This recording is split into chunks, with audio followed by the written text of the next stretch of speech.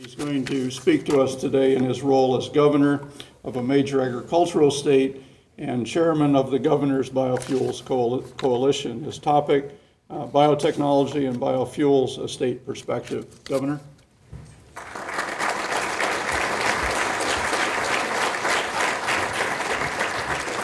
Thank you very much. Appreciate that, and delighted to have you here today.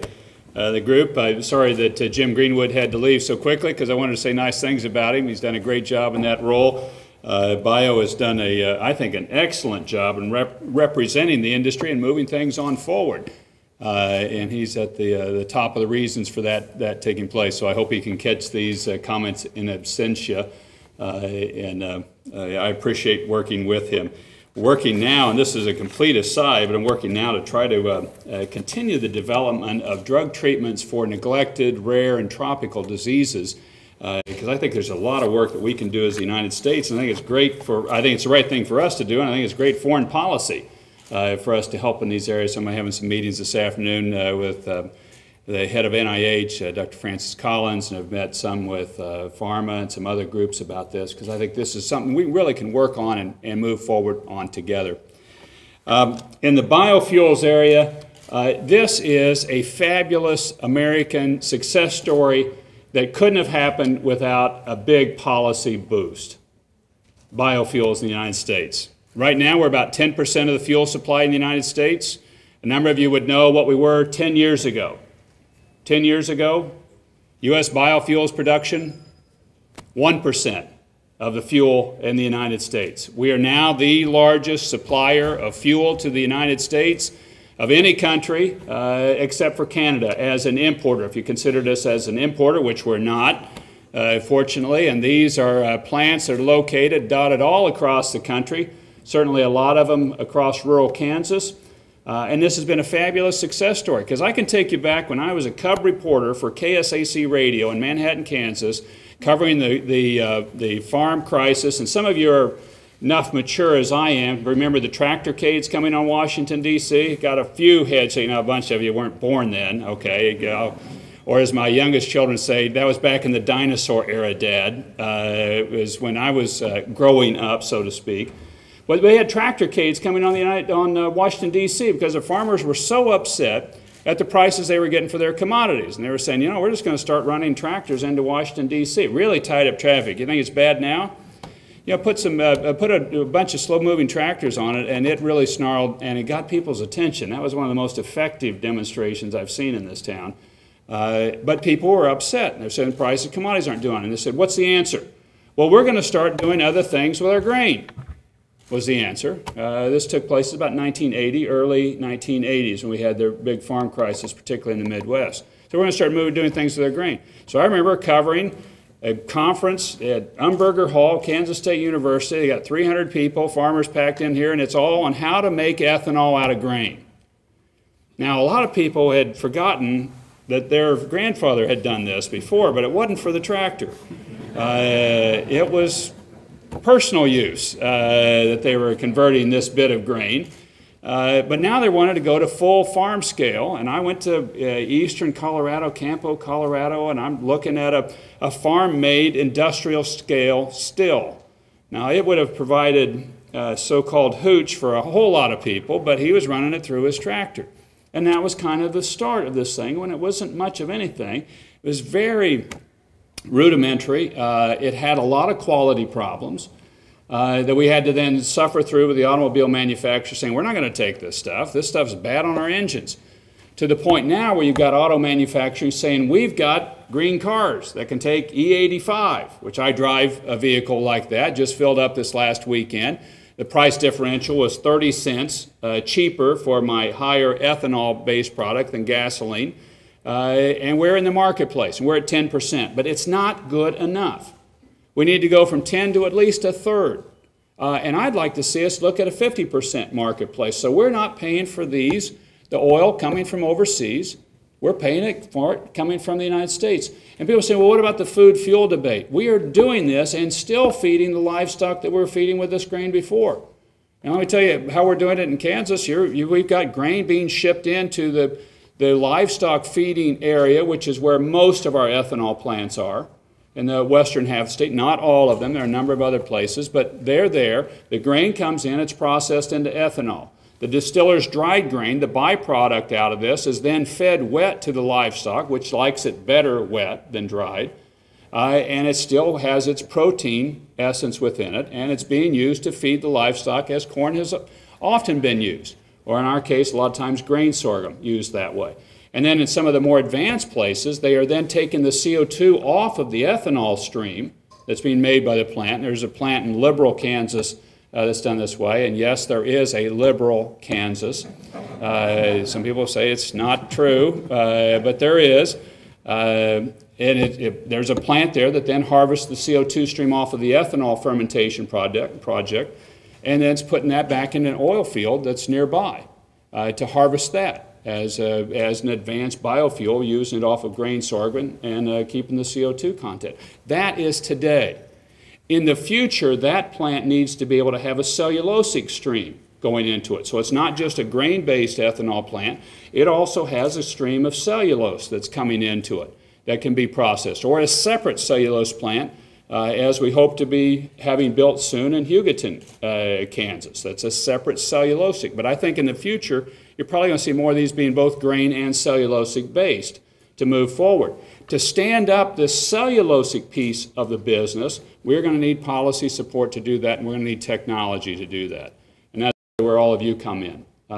We need to continue to have policy support. Policy support has gotten this industry to this point today, where it's 10% of the supply of fuel in the United States. If we're to get that up further and have these be American dollars, supporting an American-based industry, developing and using our security base, often in rural areas of the country where we have difficulty often creating jobs, it needs to have policy support, and needs technology support. Policy support, we need access to marketplace. We certainly need to go from E10 to E15. Administration has signaled that. My hope is that that's going to move forward and effectively soon. We need pump access. We need to be able to get into cars in a wide range of varieties. So it's blenders, pumps, and it's cars able to take that. And that will be good for the United States. It will be good for the consumer. It will be good for the environment as we are developing further technologies and as we are being environmental good stewards now with this product that we are using. So I think this is clearly what we need to do in moving on forward. I would urge your support in a couple of key categories, if I could. We need your public policy support, particularly for the next wave of ethanol technology in the cellulosic field. We need to have that. That industry is going to be, it is young, it is very young. We don't have that much ethanol made out of cellulose yet. We have several plants coming online, but them being able to compete with the current setup in the industry is going to be very difficult to do. And just as it had public policy support to get ethanol started to the success where it is 10% of our fuel supply today, we are going to need that in the early iterations on the cellulose. Cellulose is our big growth area for feedstocks. We need more feedstocks going into ethanol. And if that's going to take place, we can get a certain amount out of grain. We'd like to see more of it, particularly out of grain sorghum in a state like Kansas, where you have low rainfalls in a good portion of the state. The grain sorghum fits well. I want to see it as an advanced biofuel because of what it provides. That's a key one, but if you're going to really grow your feedstock category, it's going to have to be in the cellulosic space, and we're going to have that of support in public policy arena. That's being reviewed, and as was noted at the outset, we've got a lot of pressures here and a lot of pressures on the federal budget. That's going to need to happen. And we need to have access at the pump, as I mentioned. And I think that needs to have strong public policy support as well if that's going to move forward. And I want to throw in a complete aside here, but I think it helps tell the green story with this if we can do this.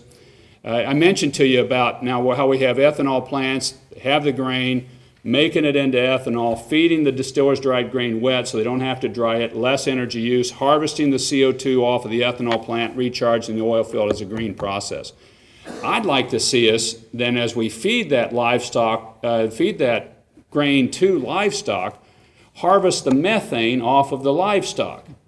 as a key piece of the component. We can do that in dairy operations now and do, but most of your large-scale livestock, at least in cattle feeding, is in dirt yards, and it's harder to get the methane collected and made into electricity or sold as a natural gas, literally a natural gas. I didn't say that very well. Let's strike that last comment. Anyway, there is a certain odor that associates with a cattle feed yard, and let's harvest it, and we can.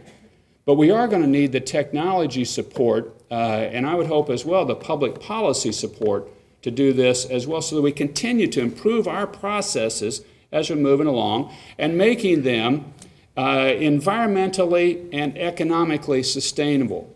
To me, sustainability is both environmental and economic. You've got to be able to sustain it in both fields, or it's not going to continue to take place. So I hope you can support that. Final thought. These are difficult times for the country.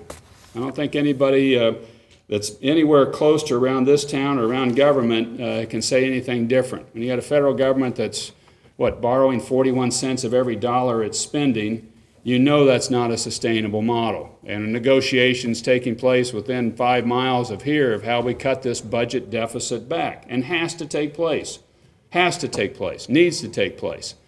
So this is going to be a difficult policy atmosphere for these things to happen and to move forward.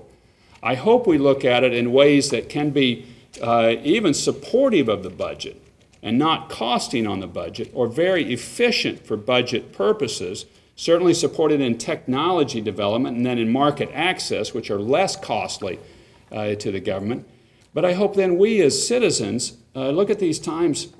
They're going to be difficult times, but we not look at them as kind of dark days and everything's going to fall apart.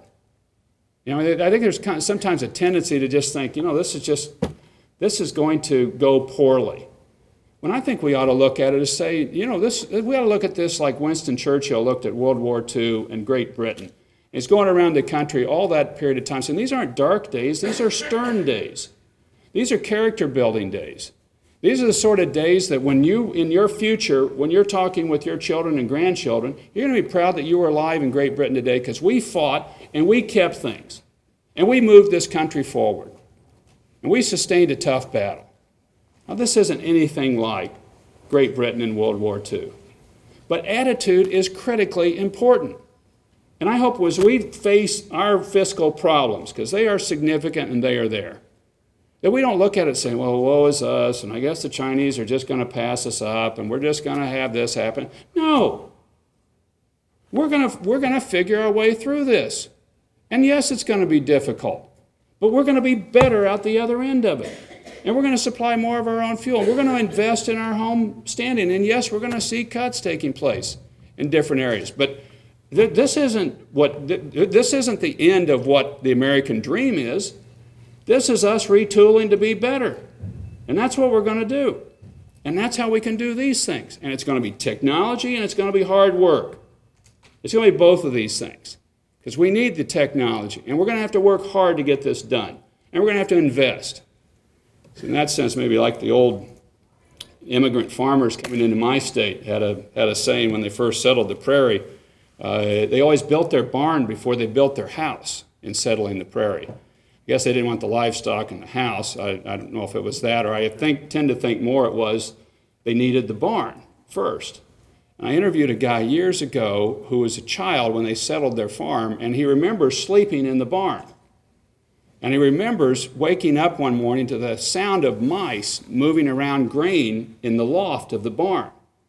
And what a pleasant sound that was to him, because it meant they had grain. We got something. Many a barn has built a house, but never a house a barn. We're just going to have to lean back, figure it out, work hard, and move forward, and we'll be better out the other side. And it's that kind of attitude that's always grown this country, settled the prairie, will move us forward today. Thanks. God bless you all.